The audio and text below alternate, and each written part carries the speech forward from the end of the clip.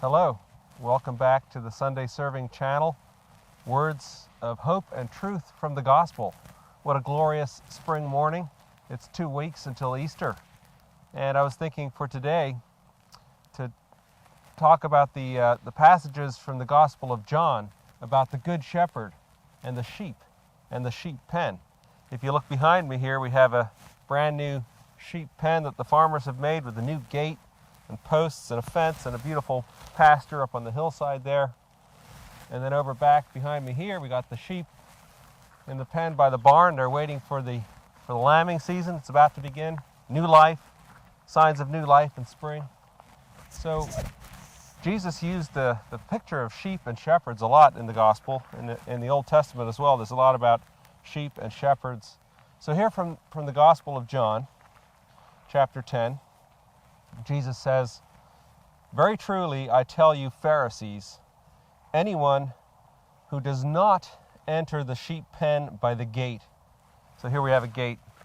You have to usually go through a gate to get to a sheep pen. So anyone who does not enter the sheep pen by the gate, but climbs in by some other way, over the fence, over the barbed wire, is a thief and a robber. The one who enters by the gate is the shepherd of the sheep. The gatekeeper opens the gate for him, and the sheep listen to his voice. He calls his own sheep by name and leads them out.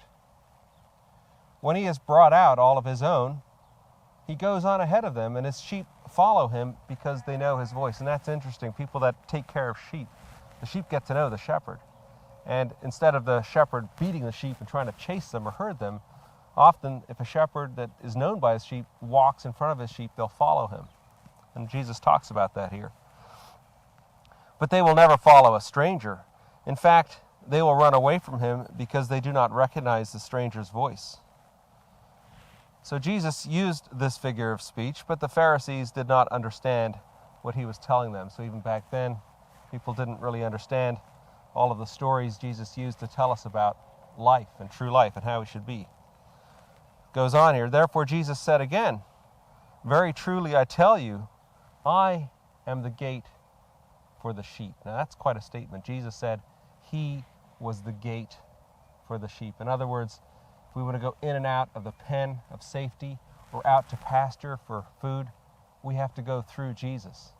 Now that was resented by many people, but it's true. Jesus is the way, the truth, and the life. He is the gate. I am the gate. Whoever enters through me will be saved. They will come in and go out and find pasture.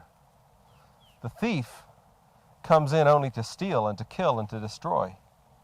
I have come that they may have life and have it to the full. So if Jesus is the shepherd, he owns the sheep, he has full interest in them. Their welfare, their health, that's his concern. If you don't own the sheep, you're not concerned about that. So the thief and the robber have no care for the sheep. Jesus goes on, says it again, I am the good shepherd. The good shepherd lays down his life for the sheep. The hired hand is not the shepherd and does not own the sheep. So when he sees the wolf coming, he abandons the sheep and runs away. So again, the shepherd that owns the sheep will lay down his life. He cares about the sheep.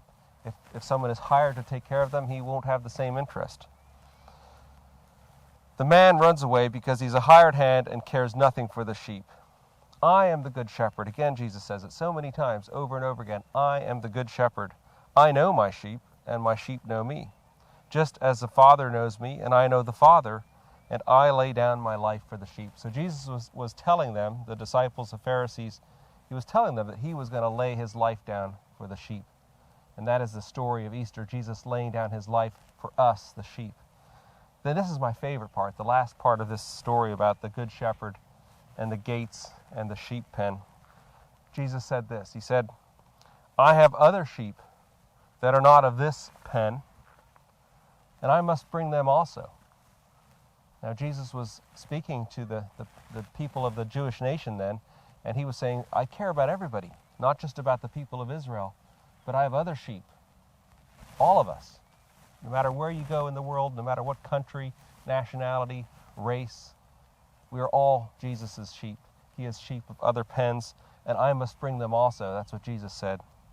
They too will listen to my voice, and there shall be one flock and one shepherd. Isn't that a beautiful and amazing word? Jesus promises this. There will be one flock and one shepherd. That's all of us, people on the earth, all who believe in Jesus, who want to come to the Good Shepherd. He will be the one shepherd. That's the kind of unity that we need. Unity in Jesus and gathering of people that believe. Not globalism, not some forced government, but Jesus. Jesus, the way, the truth, and the life, the one Good Shepherd and the one flock. So, blessings to all of you. Have a wonderful week, and we'll see you later.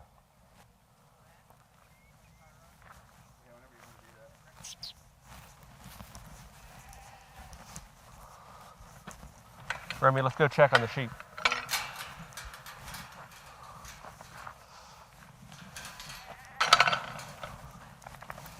Hey, how's it going? Get all the sheep fed?